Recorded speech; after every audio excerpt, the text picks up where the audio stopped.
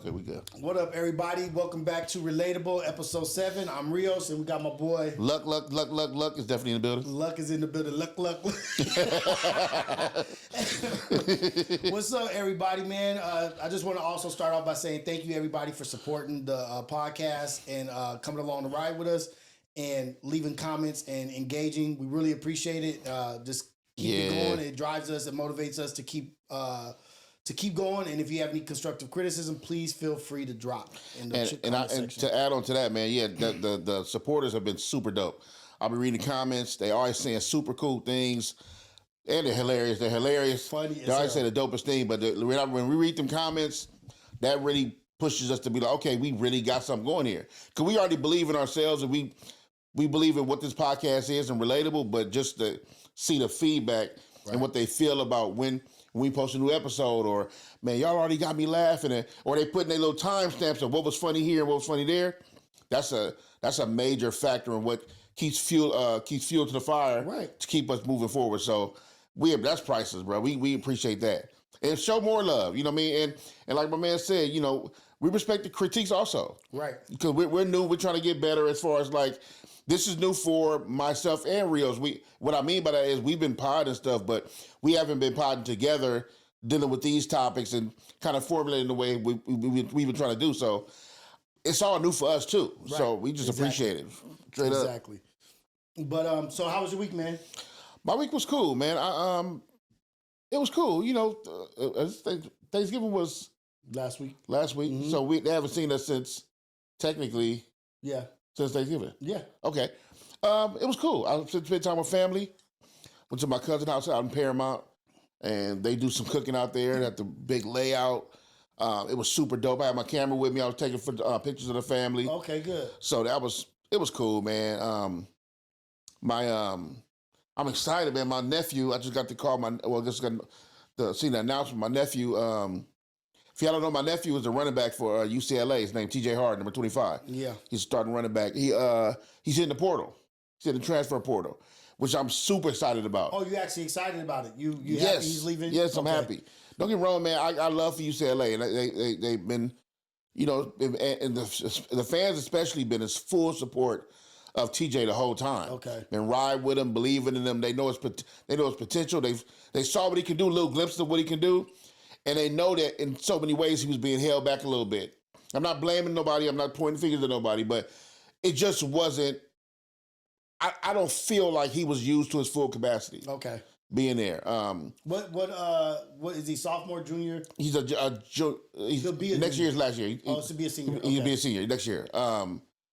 And same thing for my man Justin Martin. Shout out to my man Justin Martin, number 6. He's the backup quarterback for UCLA, who actually never really got time. Damn.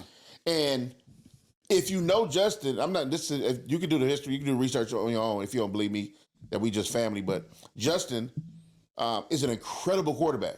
Okay. When played for Inglewood, my nephew, they ran plays together. Their chemistry is unmatched. My nephew was playing receiver and a running back. Oh shit. Also, so they were, you know, Justin Martin, the same thing, super dope, incredible, but never really got the chance to be great. And even when he came in for somebody, he always killed it. Yeah. He was always an amazing, and the fans knew it. The fans like, put Justin in. They should keep Justin in more, but. They was getting hated on, or? I think politics. Yeah, and I'm. Look at the ugly face of politics. Politics, and be clear. Face in every situation. In every situation, bro. And be clear, this I don't get word from, I don't talk to my nephew about behind the curtains dealings, or I would never speak publicly about something he confided in me and told me about. Right. Just in my own opinion, Justin was held back from being great. He's an incredible quarterback. And my nephew definitely was held back in a sense, not as much as Justin though. You know, but anyway, I'm so glad that both of them are hitting the portal. I'm excited. I'm praying for them wherever they decide to go. I talked to my nephew. I found out that he was in the portal at just talking to him, you know, family stuff. And I just told him, like, man, I don't need to know where you're going or what you decide. I'm just praying for you. And whatever you decide to do, make sure it's your decision and make sure you're comfortable. All these people are gonna promise you everything. Right. Just like when you go from high school to college. You're gonna talk to the coaches, they're gonna say all these things, promise you all these things. They're gonna sell you the world. For sure. They're going to do the same thing when you've been kicking ass, you got a potential to do great. And when you're going off to these different schools, the money becomes a thing. You know what I mean? They probably offer you a lot of money for all these NIL things. deals. It's you know how it is. So, they already partaking in that. But a lot of kids are just getting broke off in NIL too, which I'm not mad about. Just be smart, make a great decision, and be comfortable with your own decision. Right. Don't let family sway you. Don't let none of them. You and your agent got some stuff to talk about. Y'all handle that. You be comfortable, and I support wherever you decide to go. Agent, isn't that crazy? Yes, he's probably 20. He's probably 21. 21 years old. Yep. Got an agent. He's like, they're in college. They're supposed to be amateur athletes, but they're not amateur. They're professional athletes. Yeah, but they're by the guys of how they look at business, they will be professional when they get to the NFL. But to your point, though, professionals when you start getting paid for your craft. Right. So you're right. They're professional athletes. They're professional athletes. You have an agent for something you're performing. For sure. For something you're performing and you're getting paid. So you got business breaking down. You start to get LLCs and all that stuff like that. You are a professional. You're a professional. And these are like young men and women. Babies. Absolutely. You know what I mean? Like just coming into their adult life, already living that life. Yeah. And I was worried that let me get your opinion on this. Do you think the portal or the NIL deals have hurt or helped? Both. Both. I think both. I think, but here's the thing. So I'm on the side of NIL. Okay. And I'm on the side of NIL because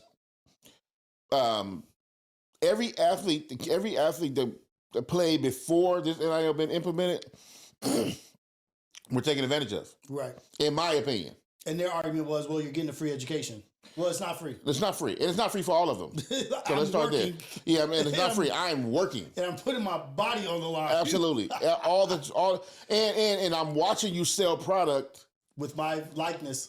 Technically, because they try to say we didn't put no names on the jerseys and we didn't say, no, we know who number 7 is. Yeah. Or we know who number 25, you know what I mean? We know what's up. Like, we know if you have the, think about it. Remember the last college Madden, was it Madden? Not college, college football. NCAA. Yeah, the last college football game. Remember they stopped it because they approved the NIL. Yeah. That's when they stopped selling the game.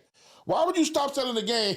Yeah. I mean, because you got to pay some people. Now you got to pay some people. You know what I mean? So, and y'all not finna do that. So I'm for the NIL. I'm not gonna make this a long rant.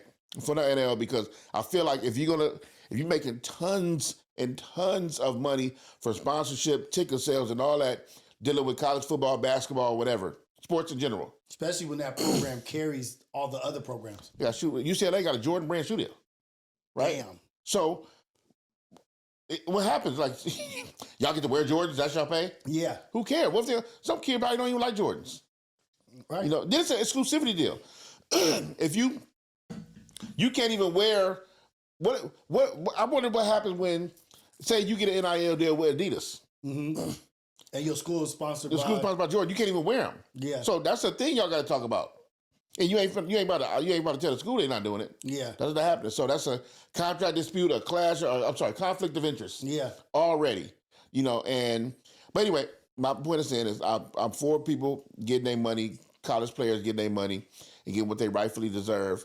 If people are paying hundreds of millions of dollars to enjoy this entertainment that we call sports. Yeah. Right? And they're on TV every week and all that stuff like that. You should get paid. Here's the thing, though.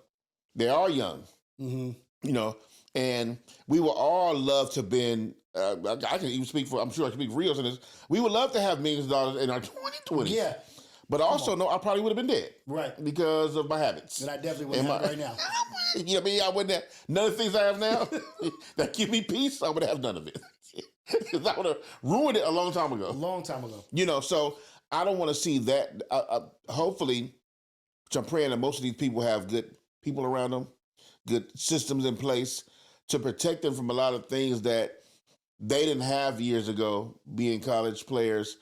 And you just think about it. When you were the hottest kids in college, you just had a name. That's it. And that was enough for you to get drugs, women, money from boosters and under the table plays and bags, right? Miami. Man, bruh, what? Every school, but yes, you. Yes. Like, could you imagine? And I'm not shitting on Miami. No, it's trying a to be fact. all up in that light, but that to me, a when I fact, think bro. of cracking, popping ass colleges, you know, like Miami back in the day. And what year when they had the? We were just talking about that in my group chat. I forgot what year when all the players on that team that year. It was insane. Insane. Probably one of the greatest college teams ever in the history of college. Warren Sapp was there. To be that with all them people, you are a rock star. So now if you give them millions of dollars, you notice now everybody got changed.